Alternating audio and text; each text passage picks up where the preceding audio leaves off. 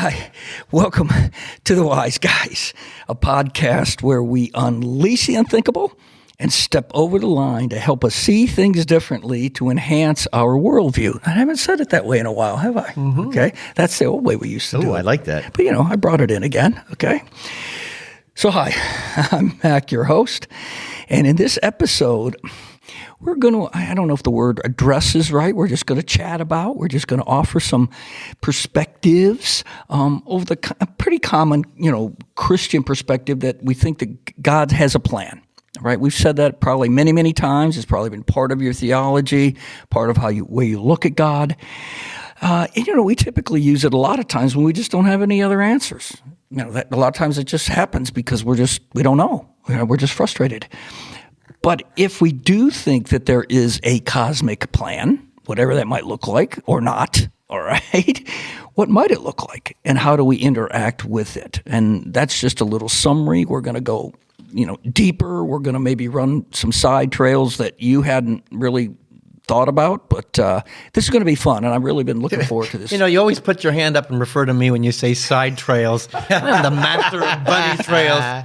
He is. Embrace it. But that's right. We're going to get you some. I'm going to own it. I'm going to get you some bunny ears, man. That's going to work. I have a title for him. He's the ultimate authority of bunny trails. That's his title. There's only 1 degree of separation between chaos and any topic when it comes to me. Well, we just, we heard the cats here, so I want to welcome my wise guys. Though, hey. Of course, Coach Stu's in the house, man. Hey, Coach. Hey, guys. I don't know what God's plan is tonight, but my plan is to hang out with you guys. And that's my fun. plan. That's it. Let's have some fun. And the Rev, right. Got the Rev, man. I feel like we come together and on our night to record, and we're tossing a ball around. Throw that ball around and just see what happens. Yeah, keep it in the air. That's what we sometimes do. it's a dodgeball, though. I got to admit. Okay, man. But I've gotten hit a few times. I love the ball in the air thing. Hey, let me say hello to all of you beautiful exotic cocktails out there. Hello. Yes. Welcome. Catch thanks. the ball. Here it's coming your way. We're glad to have you, without a doubt. Thanks for joining us. So, all right. So, guess what? It's time for. What is it? Words to the wise. Feeling wisdom coming on. Words to the wise. Okay, here we go. Let me put my Gandalf hat on, right? Ooh, my like hood, that. something like that. Here. Ooh, okay, here it is. Download. Yeah, download. All right. So here we go. Keep your eyes on the road and your head out of your apps. I love this. I love this. Yeah. Think about this. What are you thinking about? So, I have a story to tell. So my daughter's all grown up now, but when she was younger and she got a phone, the rule was this: you cannot walk and be holding your phone anywhere. Pretty good advice. You probably saved her a lot of bumps in the head. Well, think about it. I've been driving through parking lots where there are people just looking down. Oh, yeah. And they think that they're bigger than my Jeep, and they're not. No. So that was always the rule, Yeah. is keep your, pay attention to what's around you. Like, actually live your life and experience it, This last week, I've been holding a mantra. I'm just reminding myself, look up. Look up, look up. And whether it's in the phone or it's just downtrodden, just look up. And I tell you, just that simple act, I feel happier. I feel more joyous. I feel more fulfilled. Well, I think that's a part of, yes, I take it out of the same thing that says, if you're focused on your apps, even if it's not dangerous, which it certainly can be, it's Stu's story, you're missing so much else. There's just so many other great things that are going on around you that if you got your face stuck in the doggone app, you don't get to experience it. Another point of that is not only are you missing life, life is missing you. Yeah. Knock, knock, knock. I want to know you. And if you're in an app, I don't get to see you, feel you, know you, and experience you. So one of my favorite people said this: there are no ordinary moments. You know who said that? Is it Richard Orr? Dan Millman. Oh, Dan Millman. Who wrote a book that changed my life, That's Way, right. Way of the Peaceful Warrior, which is also a movie. True. If you haven't read this book, you have to read this book. I remember when you turned me onto that years ago. Oh, it is. And he talks about living in the moment, and he's the one that said there's never nothing going on. There's always something happening, but you got to pay attention to it. look around. Yeah. Well, I totally agree. We talk about getting your antennas up. Yeah.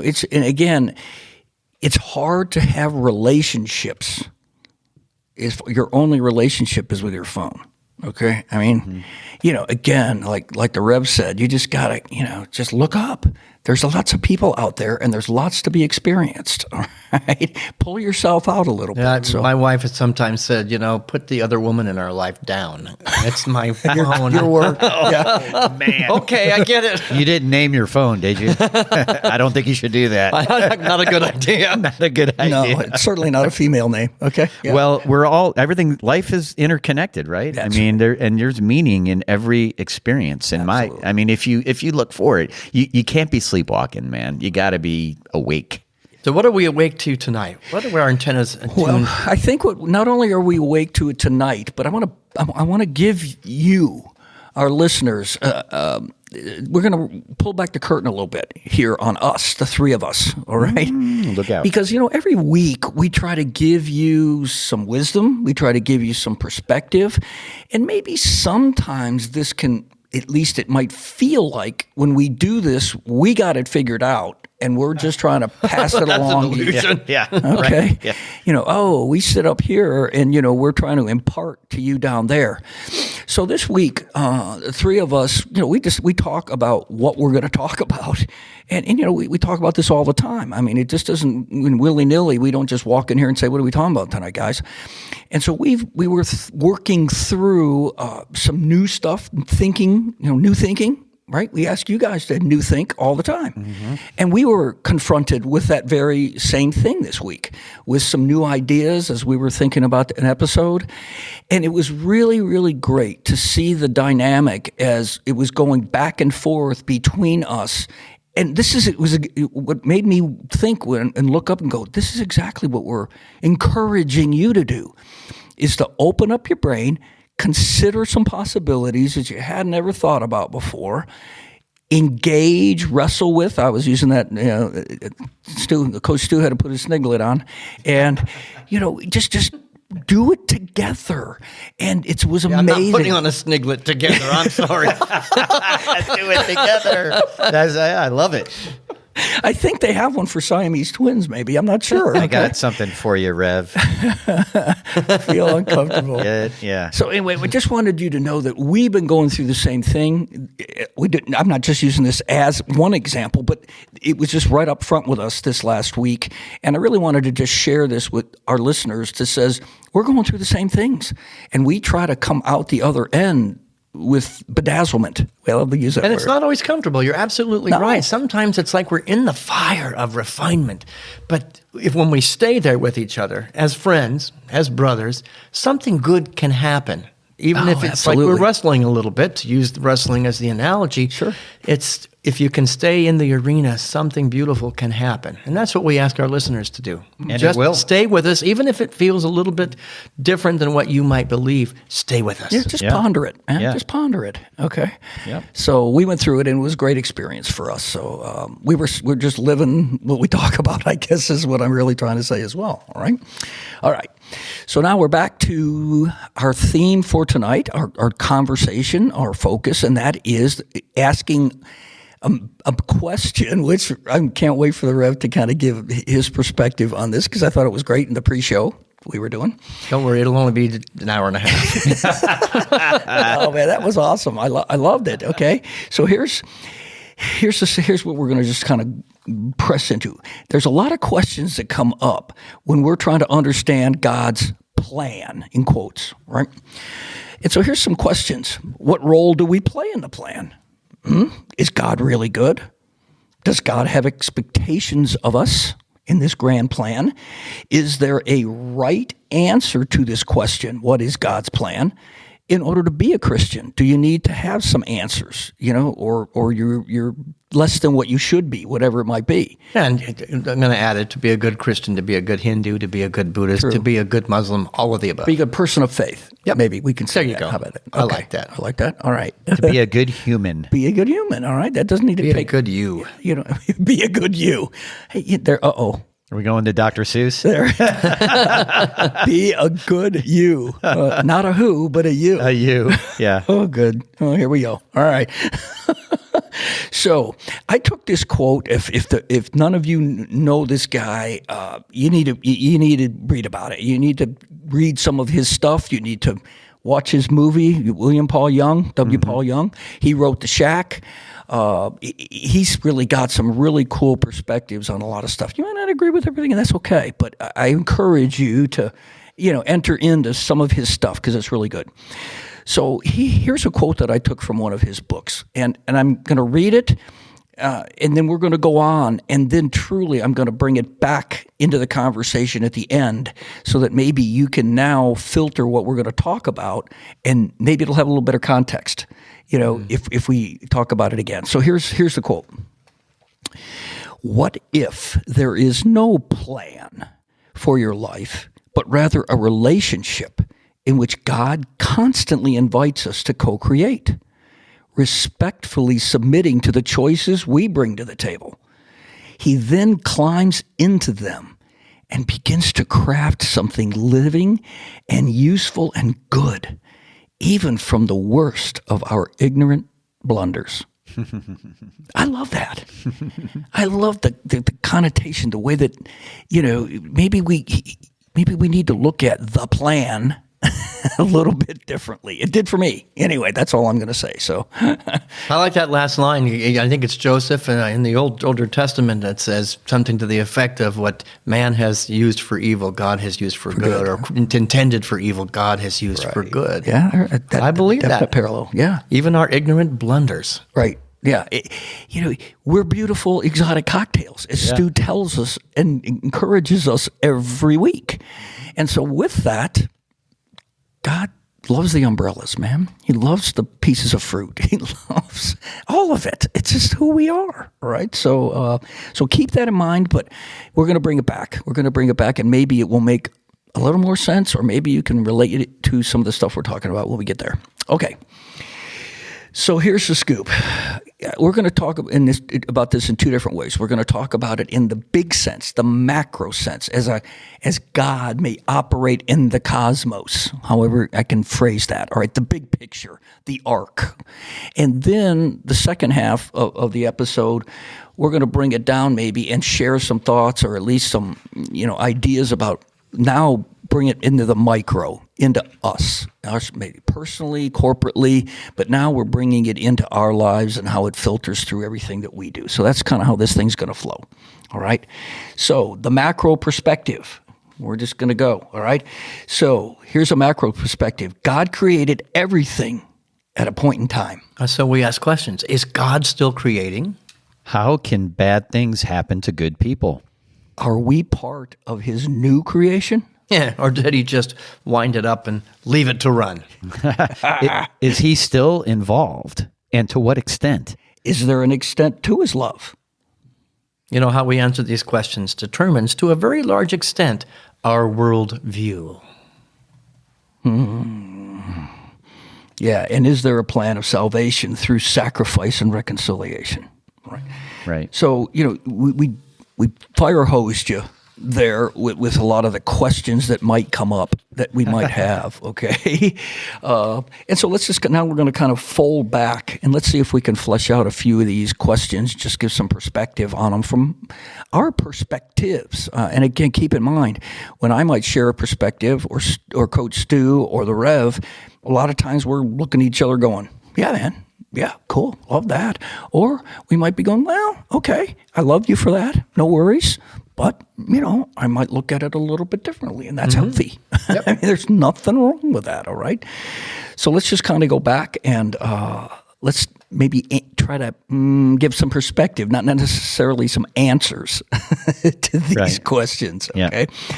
So let's start with the first one. Is God still creating? We're going to acknowledge that there is a belief that God created everything, whether it was at a point in time or whatever, that there's a creator that created everything. So now we say, is God still creating?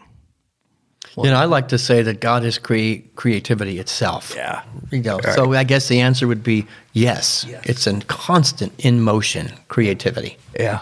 Yeah, I agree completely. Yeah.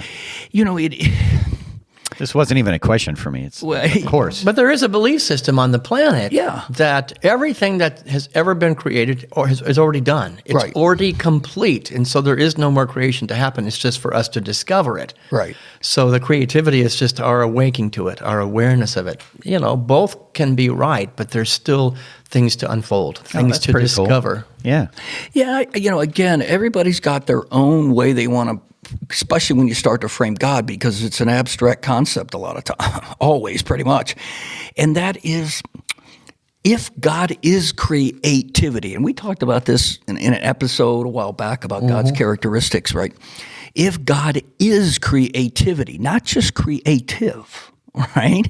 But creativity, then there's absolutely no way, given that character trait, that there can't be continual creating, and whether it's through us to create a beautiful picture or whatever it might be, it's an ongoing beautiful thing that God's gifted us with. Is His. We live in an ever expansive, ever created universe, and there's always more. And it's always more. People don't like the word evolve because, the minute when you go there, you go to the monkey and you go to the, just look at that word as evolve, that it just gets enhanced all along the way, all the time. I mean, how else could you think God would do it? I don't know. To me, it's exciting to know there's more for me to experience and see, right? Right. I mean, that is really cool. Press in, man. Yeah. Press in. So That's exciting. It gives me joy. I wonder how I'm going to experience God differently this morning than I did yesterday.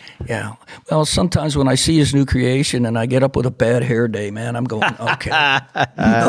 No, thank you. I've seen your hair like that before, and not even in the morning. I've seen it in the afternoon look like that. I still think it's God. Oh, yeah. Okay, you got a default there. I get it. All right. Punk rock Mac. So, is God still creating? That was one of our questions. We used to get this all the time, but it's a pretty common question that gets asked, especially as just life happens. How can bad things happen to good people if God is good? Right? We're going to kind of assume that, but I'm not necessarily thinking that everybody's going to go there. But what's the scoop with that? That's, again, that's in a more macro. I'm not talking about your life, but I'm just talking about people. Right? I don't know. I hope that I don't get in trouble for this, but I don't think God does anything to us. I mean, I just don't. I mean, I think that, we have setbacks in life. And to me, the way I like to look at it is those are setups for something good coming my way. I mean, because that's how I want to see it. Right. It doesn't mean I don't feel it when it happens, and it doesn't suck, because it does when things like that happen. Right. But what's your choice? Yeah. Right. And I don't sit there and say, "Oh God, why are you doing this to me?" I just don't do that. Yeah. So I hope other people can see it that way, because God's loving and God is love. So, right? Well, Rev? and you're preaching my sermon.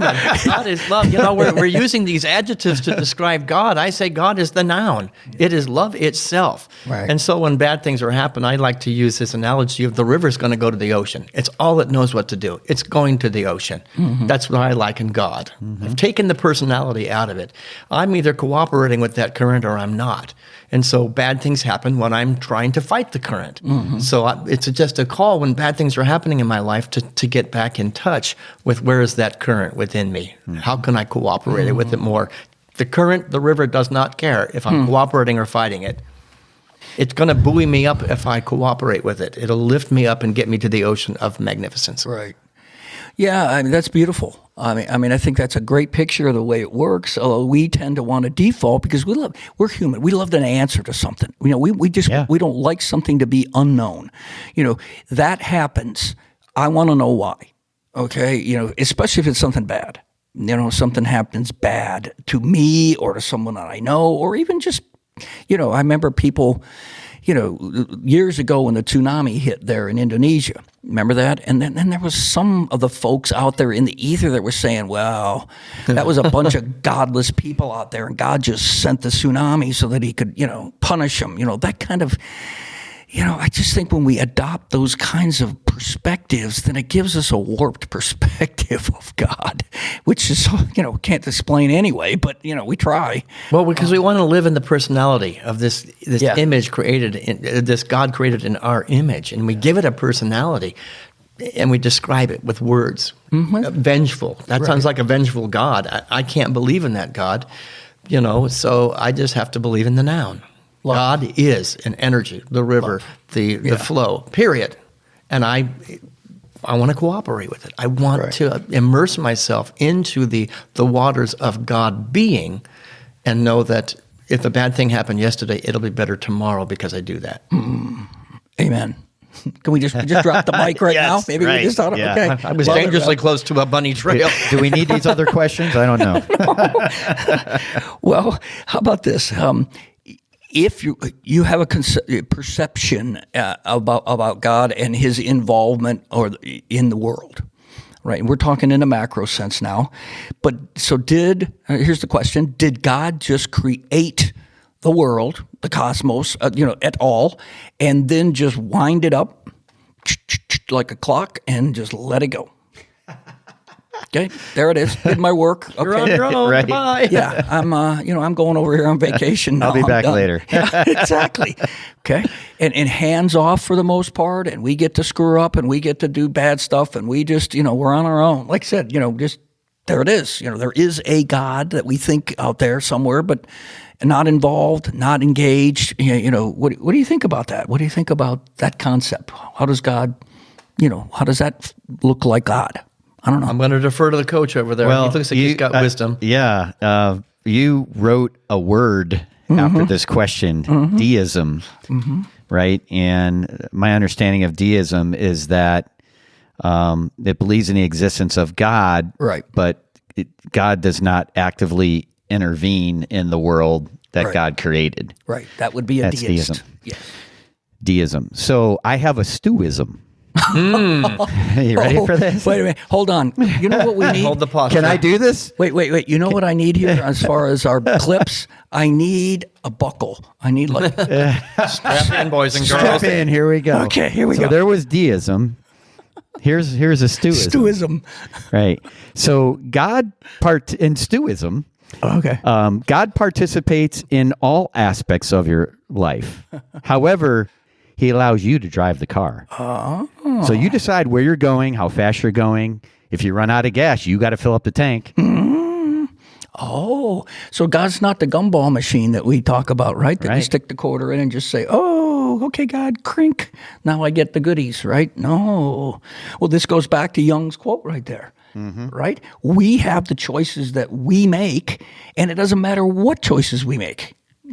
God's going, all right, let's see what we're going to do about that choice. But is that guidance always there? It's always present. It cannot be separate from us. And it's always moving in the direction of our highest good. We're either paying attention to it or not paying attention to it. There's the catch. Yes. It's like standing, you're driving the car and the God's telling you, the guidance is coming. Yep. Shut up back there. Don't make me come back there. Shut up. I've got this. Right. That's when we get in trouble. Yeah. Right. Exactly. I exactly. agree. So yep.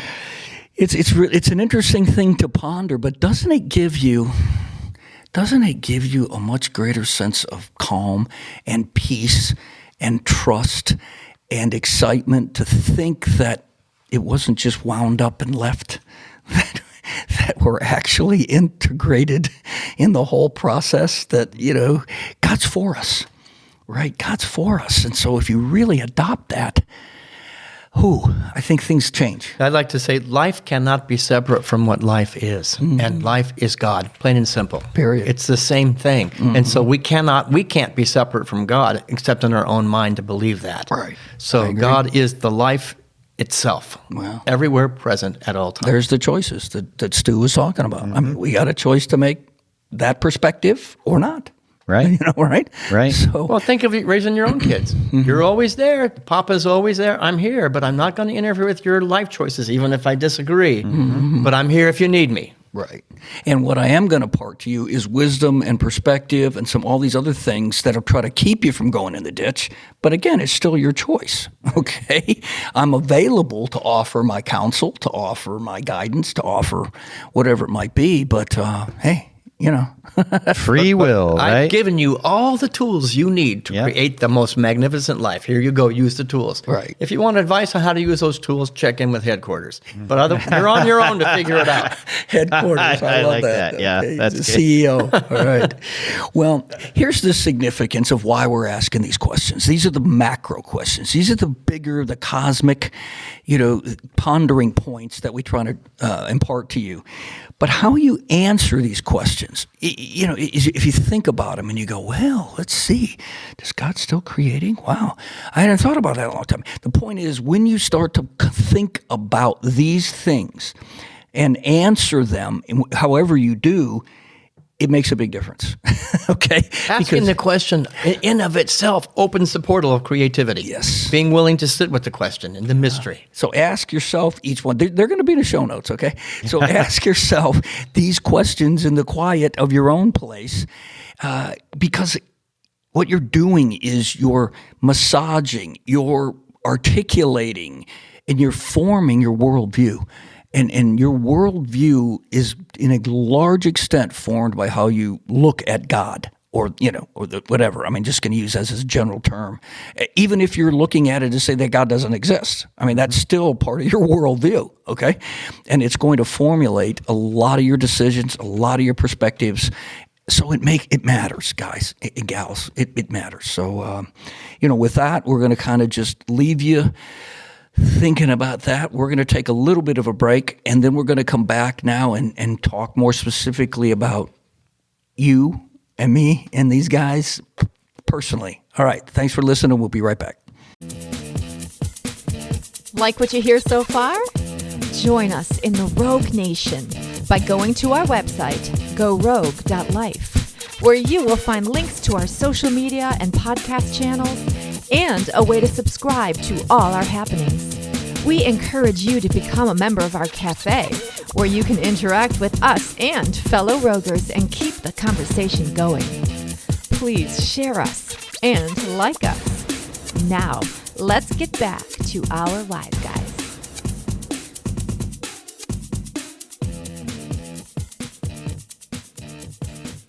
All right, welcome back to the Wise Guys, where in this episode, we are attempting, or at least we're throwing it out there to say, does God have a plan? All right, and we've tried to take the first half of this episode and kind of walk through some of the bigger picture stuff that we might apply toward that, answering that question, or at least pondering the question. Maybe we can't answer it, but it's a bigger stuff. Now, we said we were going to spend the rest of the episode talking about how we narrow it down to us personally, corporately, but to the people. All right, let's just To the people. Us, the people. Right. So let's do kind of what we did before. We're going to fire hose you a little bit. All right. So here's some micro perspective on, does God have a plan? All right. And so we asked the question, how involved is God in the everyday happenings in our lives? Is there a customized, unique plan for each of our lives? Do you believe that God says, I love you and I'm for you? Can we ever be separated from God?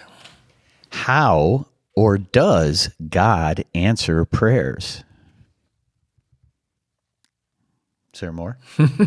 Is our amount of faith a determining? Isn't it? Is our amount of faith a determining factor? Hey, you're leaving me holding the bag over I here, Stu. wrote something between that. Yeah. Part of the faith of Stuism is living in the silence for a moment. All right, let's do that one again. Let me do that one again. How or does God answer prayers? Is our amount of faith a determining factor? Is God capricious? Can we manipulate God? Ooh, I'm getting uncomfortable. Does God bless some and not others? No, I can answer that one right now. Good. We're in a total agreement. We're in agreement. Yeah, let's just go have a beer. All right, we're done. Cheers. So, all right. So with that, boom. Those are some of the questions that we came up with. You might have your own, but we kind of fire hosed you to make a little bit of an impact about how important some of these questions can be, especially as you ponder them and you wrestle with them, and as you maybe come up with some answers for yourself. So we'll fold back, all right? And so let's start with the one that says, I love you and I am for you, says God. What do you think about that? Huh? Do you believe that? Is that something that you can resonate with, or is there some yeah buts? That's the key. I think for that to be true, you have to. It is true, but I think for it to be true, you have to accept it. Yes. Like it's almost like a gift. Like if you don't take the gift, you don't have it. So that's kind of how I see that. Mm-hmm. I'd like to carry it a little further. That's I always like to do. Course. You Go know, ahead. I love you and Yeah. I'm for you. I love you and I'm with you. I love you and I'm expressing as you. Yeah. Yeah. That's how much I love you. Now that to me, that excites the living stew out of me. So, you adopt that perspective, man.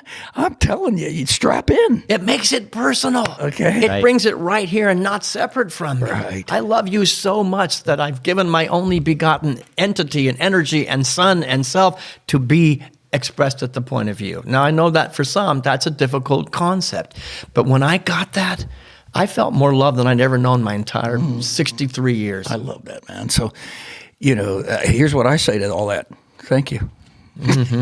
For sure. Yeah. Thank you that you've included me in the whole thing, because I am you and you are me. How right? blessed. Yeah. How blessed are we Oh, I love it, man. that we're that loved. So, all right, let's ask the next question. How involved is God, or would you think God is, in the everyday happenings of our lives? Yeah, God's always there. We talked about this a little bit earlier. Right. He's in the good, and especially during like tribulations and such, like when things aren't going our way. God, I think especially in those moments, God is there. I felt the it in time. some of my darkest hours. I felt in essence that you're okay. You're going to be all right. But if we're not experiencing God or love or life in that moment, guess who moved? We're the ones that moved, and it's just a matter of moving back into congruity. Yeah, and I think what can come up in this question as well, without running a bunny trail, and that is,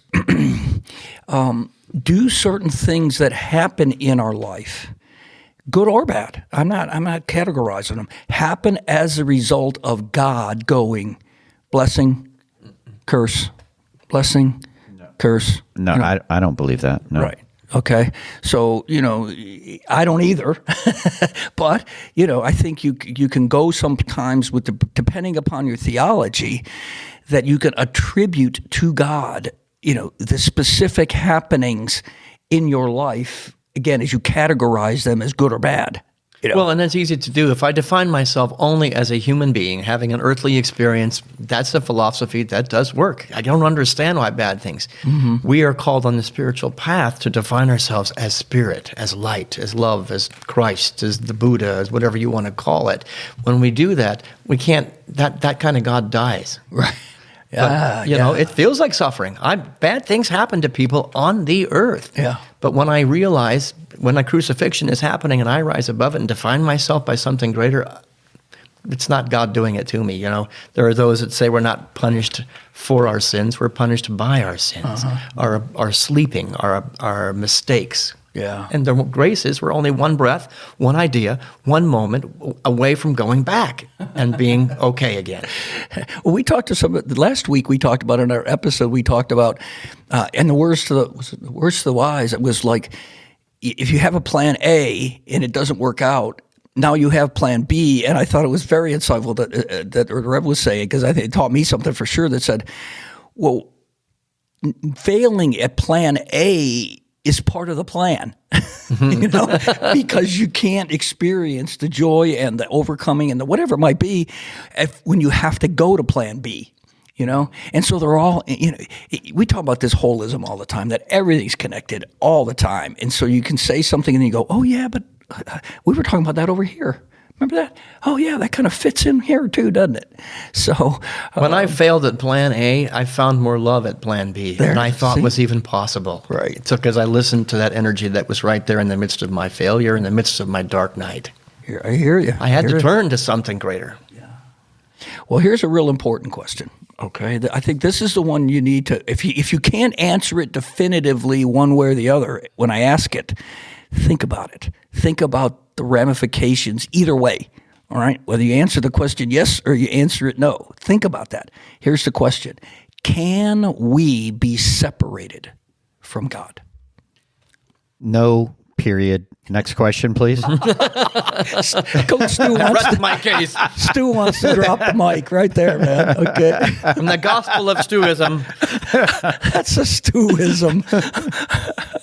Oh, all right. So, I mean, I would agree with that. Rev? I'm going to join the Stu camp there. We can't be, but we can sure feel like it. Well, we you can sure pull be yourself thinking out. it. I can pull myself out, but Right. God's going to follow me and is there. Right. Again, through grace, I can make a different decision. But the reality is we cannot be, and I'm going to be blasphemous here, we cannot be separate from that which we are. And so if God is expressing at the point of us, I can run and run and run and run, there's no place. I think in the Old Testament, there's no place that not the deepest pits of Sheol or hell or the tallest mountain or the deepest ocean, God's there. Right. No. I can sure believe it, and that puts me immediately in hell. Oh, all right. So it's a very, very important question, right? Because again, we would answer this collectively, the three of us, in our perspective and thoughts about God. Like Stu just wants to, that's it, drop the mic. The answer is no. All right.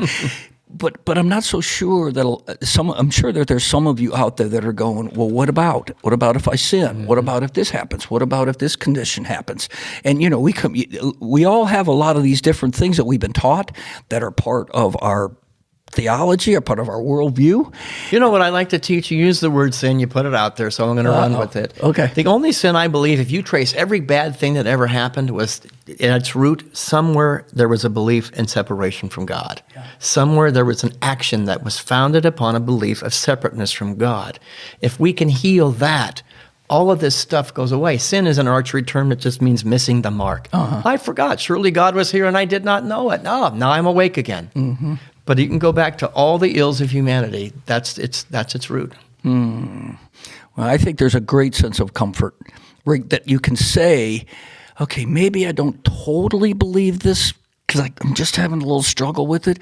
But gosh, if the fact that I can never be separated from God is true. Mm-hmm. Right. Yeah. And this is not just a pretty theory for me. No. I used to live in hell because I had bad things happen to me. We'll maybe talk about it at some point on the podcast. That it's like God's not here. Sir, God is not here. And when I began to just open a corner of my mind that God is here and I'm going to find it. I'm going to find him. I'm going to find her. I began to look with different eyes and feel with a different heart. And suddenly life became brighter. It wasn't all dark. It wasn't all depression. It was like I had a way out. Yeah. God, for me, has been the way out of those dark nights. Mm-hmm. And it just started with opening a corner of my mind. Right. I can't feel it right now in this moment. I don't see it, exactly. But I'm going to keep looking. Yeah, but I'm going to trust that it's true. Okay. Seek and you shall find. Knock and the door will be opened. Well, that's right. Okay. All right. Here's kind of this may be the last one that we're gonna go over, but I think a lot of people struggle with this one as well. How or does God answer prayers? All right. So do we have beseeching, and then we have an answering, or is it the amount of our faith, or is there some incantation or proper procedure that we need to go through, or words we need to say in order to stimulate God answering a prayer or reacting to or acting upon? Well, Mac, since we are beautiful exotic cocktails, it is different for each of us. Like for me, for instance. Okay. I hear, and I have shared with the both of you, that I get messages from people at the gas station. Mm-hmm. Yeah. Oh, yeah. In movies, which is why I watch movies over and over and over again. Yeah, he's our movie expert. Siskel in and music, Ebert right here. Right, yeah, right. In music, I mean, it comes in hearing some phrase said on the radio that grabs my attention because I'm paying attention. Yep. Mm-hmm. So, yeah, my antennas are up. So, for me, that's how it works. I've had it in the middle of a wrestling match, not me wrestling, but me coaching. Yeah. And I've received a message because I'm looking for those. Well, let me make a point right there. You're looking for those, but you don't have a predetermined expectation of what it looks like. Not anymore. There was a time. Well, okay, all right. This is an I'm not going to say I've evolution. been like this forever, and I say that intentionally because I want everybody to know it's not like we've always been this way. Right, Like we've grown and learned over the years, and I've made a lot of mistakes, and I've stiff-armed God a lot, but I don't do that anymore because it's I would important love to to me. say I don't do it anymore, period. Most of the time. Better than I used to be. Yeah, better. I'm a little bit better than. There's a song about that. Anyway. So I would encourage everybody to find what this is for you because it'll be something unique to you. I agree. Yeah. You could be on a farm and you're taking care of animals, and when you're spending time with those animals, feeding the pigs or whatever, like something happens. Yeah. Like you get a thought. You feel something deep down inside. You're attuned to that. You're looking, your radar is out. I said the people who are looking for the river to get to the ocean will find it. Right. You've got to keep looking. You can't give up after a day or two. The river is there, and the current is wanting to lift you up and take you there. But you got to keep attuned. Well, yeah, and again, there's not all these hoops and things and again, like I said, the word incantation, or just I'm just going to call it a prayer or saying the right words. Again, let's go back to what we already talked about. God's for us. Okay, Yes. God's for us. Yes. All right. So the minute we get off the idea that we have, as I always talk about the gumball God, where you put the quarter in and you turn the crank, and now you get the prize. All right. It's a relationship. It's a conversation. We're in it together, co-creating together. And everybody's got a different tool. Yeah. If the tool is working for you and you're finding that God, that love, that life, that light, whatever it is, keep using that tool. Right. It'll manifest great stuff. But eventually you get to the place where the tool gets set down, and now it's a place of presence, a place of being. And let me tell you, that is holy. I've touched that place. I call it the high meadow. And I've been there, and I come down to the valley still. I'm human, but then I know what the high meadow feels like. Right. And so I use the tool again and get back up there and set the tool down. Here I am. I don't know if I'll be here on earth forever. If I get to the place where I'm just 100% there, I'll enter the cult of Stuism. Well, these are important questions. All right, these are important things to think about and how they affect us and our lives and our perspectives and our relationships. And all we're saying is we're not trying to tell you to think one way or the other. We're sharing how we might look at it. And all we're offering to you is the challenge, I'll just call it a challenge, to think about it and come to maybe a new understanding that you've never had before. Keep your mind open. Keep your heart open. Keep your eyes open. Does that make sense or not? But I think it can change a lot of things if you truly will be willing to all these questions that we're asking. I mean, the whole episode, pick one.